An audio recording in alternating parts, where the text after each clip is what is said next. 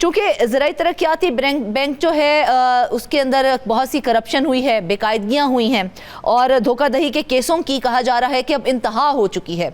Auditor general की report मुल्क की ज़राई तरक्की के लिए कायम बैंक में बद इंतज़ामी की जो तफसीलात हैं वो भी अब मंजर आम पर ले आई है, जबकि किसानों को दिए गए कर्जों में करोड़ों रुपए के घपलों का इंकशाफ भी सामने आया है। इस खबर की तमाम तफसीलात जान लेते हैं नुमाइंदा ख़ुसूसी इस्लामाबाद रियाजुल हक से। रियाज, सबसे पहले ये बताएं कि ऑडिटर जनरल की रिपोर्ट में ज़राई तरक्याती बैंक के अंदर जिस करप्शन और धोखाधड़ी का इंकशाफ हुआ है उसका जिम्मेदार कौन है, और क्या ये एक फ़र्द का मामला है या हम इसे निज़ामी खराबी कहेंगे?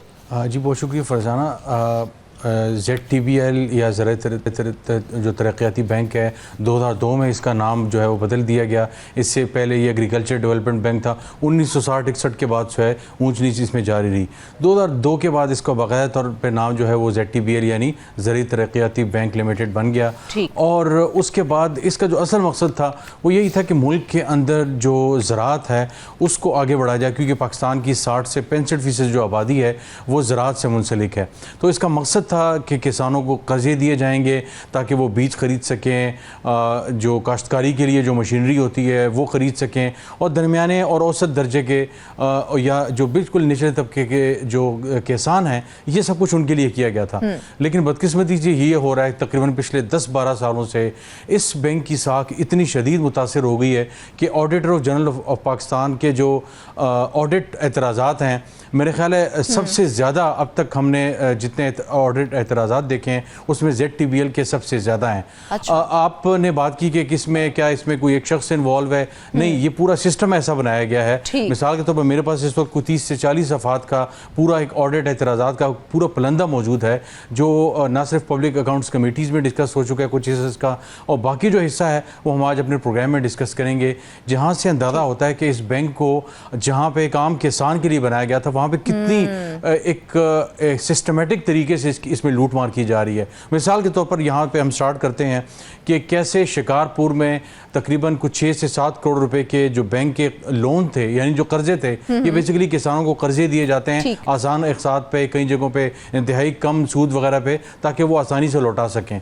तो हुआ क्या कि शिकारपुर में उन्होंने जब ये किसानों को कर्जे वगैरह दिए तो पता चला कि जिन किसानों के नाम उसमें डाले गए हैं उनके शनाख्ती कार्ड के जो नंबर्स होते हैं वो, उनका नाम और उनके पते, ये सब गलत था। तो 6 से 7 करोड़ रुपए की ये सिंपल ये एक छोटी सी एग्जांपल है।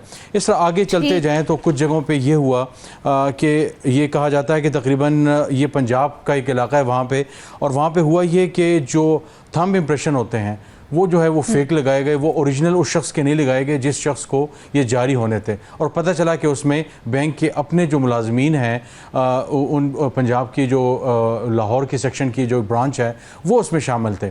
इसी तरह पेशावर में, इसी तरह लाहौर, सिंध के मुख्तलिफ शहरों में ये एक बहुत रैम्पेंट केसेस चल रहे हैं। और यहाँ पे ये ऑडिट के जो एतराज़ात हैं वो सिर्फ ऑडिट के एतराज़ात नहीं है, बड़े क्लियरली लिखा हुआ है इसमें एम्बेजलमेंट, जिसे एक किस्म की खुर्द बुर्द कहा जाता है। हाँ। यानी पैसे आपने किसान को देने थे, तो पता चला कुछ जगहों पे ये भी हुआ है कि ZTBL का चूँकि बहुत बड़ा एक ज़ाहिर नेटवर्क है, तो जिस तरह बेनिफिशियरी इनकम सपोर्ट प्रोग्राम का है वहाँ पे लोग आते हैं और देहात वगैरह में ख़वातीन पैसे जो है वो अगर उन्होंने 10,000 रुपये लेने हैं या 20,000 रुपये जो भी कुछ माह की उनकी रकम बनती है, तो ATM से रकम निकलवाने के एवज़ जो है वो भी पता चलता है कि 2-3 रुपये वहाँ पर ATM पे खड़ा शख्स ले रहा है। यहाँ भी कुछ ऐसा ही सीन 1-2 केसेस में ये हुआ कि वहाँ पर जब लोन दिया जा रहा था तो वहाँ पर 10-10 लाख के अगर लोन थे तो जो असल लोन था वो तकरीबन 8-8.5 के करीब जो है वो मिलता है, और बाकी जो टैक्सेस और दूसरी चीज़ों में होता है, तो पता चला कि 5 और 6 लाख तक का जो लोन है वो मिला है वहाँ पे जो किसानों को। तो एक लंबी तफसील है कि करप्शन की, एम्बेजलमेंट की। करोड़ों रुपए का जिक्र कर रहे हैं आप, करोड़ों रुपए का, तो करोड़ों रुपए एक सादा कागज के ऊपर कर्जों की मद में दे दिए गए, ये कैसे मुमकिन हुआ? क्या बैंक के अंदर किसी किस्म का कोई मंजूरी का निज़ाम मौजूद नहीं था कि मंजूरी ली जाए और बाकायदा प्रॉपर पेपर वर्क किया जाए? बिल्कुल ऐसे ही है। कुछ जगहों पे जो है एक और दिलचस्प चीज़ सामने आई, मतलब यहाँ पे हम दर्जनों एग्जांपल दे सकते हैं। हुआ ये कि एक सादा से कागज़ पे जो किसान थे या मुबैना किसान थे उनसे दस्तखत करवा लिए गए, उनको कुछ रकम कैश में दे दी गई। अच्छा। और जब वो दस्तखत हो गए उसके बाद स्टैंप हुआ और उसके बाद उसमें अमाउंट डाली गई, तो 7-8 लाख रुपए जो मिलने थे किसान को, उसको 2 लाख रुपए दे के उससे दस्तखत करवा लिए गए। ज़ाहिर है बहुत सी जगहों पे हमें पता है कि खानदगी का एक बहुत बड़ा मसला है, बहुत से किसान बेचारे उस बैकग्राउंड से हैं, अनपढ़ हैं, शायद उस तरह चीज़ों को समझ नहीं पाते, तो वो पढ़ नहीं पाते या अपने साथ किसी पढ़े लिखे को लेकर नहीं जाते। उन्होंने कहा चलें 2-3 लाख की रकम मिल गई, चलें इसका कुछ कर लेंगे, बीज ले लेंगे या ट्रैक्टर की मद में कुछ रकम अगर बाकी है, उधार लिया होता वो दे देंगे। लेकिन वो बनती 7 और 8 लाख रुपए है, लेकिन उनसे दस्तखत करवा लिए गए 2 और 3 लाख रुपए के। तो ये एक अनफॉर्चुनेट विशियस सर्कल है जहाँ पे एक आम पाकिस्तान में किसान, हम देख रहे हैं कि ज़राअत पिछले इस साल जो एक नए साल जो हम जिसमें दाखिल हो चुके हैं उसमें क्या हुआ कि जो report I economic survey of Pakistan की, उसके अंदर बड़ी तफसील से ये चीज़ें लिखी हुई हैं कि कैसे हमारी जो 4 अहम फसलें हैं, जिसमें गंदम है, जिसमें कॉटन है और इसके अलावा 2-3 और जो फसलें हैं चावल वगैरह की, वो इस साल हमारी क्यों नीचे की तरफ गई।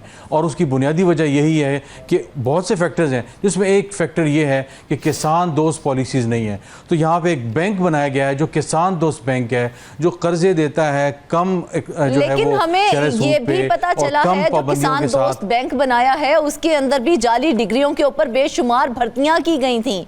तो वो भर्तियां कैसे हो गई? क्या उस वक्त कोई जांच पड़ताल नहीं की गई थी उनकी डिग्रियों के हवाले से? बिल्कुल ऐसे ही है। और हैरानकुन बात यह है कि ऑडिटर जनरल ऑफ पाकिस्तान जब ये रिपोर्ट जो है वो ज़ाहिर पूरी कम्प्रिहेंसिवली शाये की है, तो जब पब्लिक अकाउंट्स कमेटी में बैठे हुए थे और नवीद कमर एक सब कमेटी चेयर कर रहे थे, और यहाँ पे कुछ दिन पहले तो ZTBL का जो है वो किस्सा आया कि जनाब लोग भर्ती हो रहे हैं और ये किस किस्म के लोग हैं, बल्कि सर पकड़ के बैठ के कमेटी के अरकान और बाकायदा तौर पर नवीद कमर ने और कमेटी अरकान ने कहा, मुनज़्ज़ा हसन वगैरह ने, कि आप बताएं यहाँ पे तो दर्जनों पैराज हैं आपके, और यहाँ पे एक पैरा है कि फ्रॉड हो रहा है, एक जगह हो रही है करप्शन हो रही है, दूसरी जगह जनाब पता चला है कि फॉर्जरी की गई है, वहाँ पे नंबर ही ID कार्ड के गलत है, उनके नामों का इंदराज गलत किया गया है। आप बताएं बैंक कर क्या रहा है? तो जो इसकी जिम्मेदारी किसी के ऊपर आयद की गई? जो सदन है, जब ये पूछा गया तो इसकी जिम्मेदारी किसी के ऊपर आयद की गई? तो उन्होंने कहा कि जनाब ये तो उस ज़माने में लोग लगाए गए थे, उनमें से बहुत सौ के खिलाफ इंक्वायरी हुई है। अच्छा। उनको निकाल दिया गया है और उनसे पैसे की रिकवरी का जो है हम सोच रहे हैं। लेकिन उसके साथ एक हैरानकुन इंकशाफ था उनका। उन्होंने ये कहा कि जनाब अब हम पहले हमारे पास मैट्रिक पास के लोग होते थे, इस तरह के लोग होते थे, अब हम बहुत पढ़े लिखे मॉडर्न लोगों को मेरिट पे ला रहे हैं। अच्छा। और अच्छे लोगों को ला रहे हैं ताकि जो है वो बेहतर लोगों को लाया जाए। तो कमेटी की रुकन मुनज़्ज़ा हसन ने कहा कि ये जो यहाँ पे करप्शन हो रही है, 8 करोड़ 10 करोड़ 15 करोड़ 20 करोड़ और इस तरह की जो करप्शन हो रही है, ये कोई मैट्रिक पास तो नहीं कर सकता। ज़ाहिर है ये वो आम लोग नहीं हैं, बल्कि वो लोग हैं जो सिस्टम के अंदर सालों से मौजूद हैं और तालीम याफ्ता हैं। तो इसका तो तालीम से ताल्लुक़ नहीं है कि हम ये समझें कि शायद वो कम तालीम याफ्ता है तो वो जो है वो करप्शन कर रहा है, और जो ज़्यादा तालीम याफ्ता होगा वो आपके सिस्टम में फॉल्ट्स हैं। तो यही मसला है कि यहाँ पे ऑडिट ने जो एतराज़ात किए हैं कि वहाँ पे मतलब बेतहाशा यहाँ पे ऐसे लोन्स शामिल हैं कि जहाँ पे जिन लोगों को लोन्स जारी किए गए हैं वो एग्जिस्ट ही नहीं करते थे।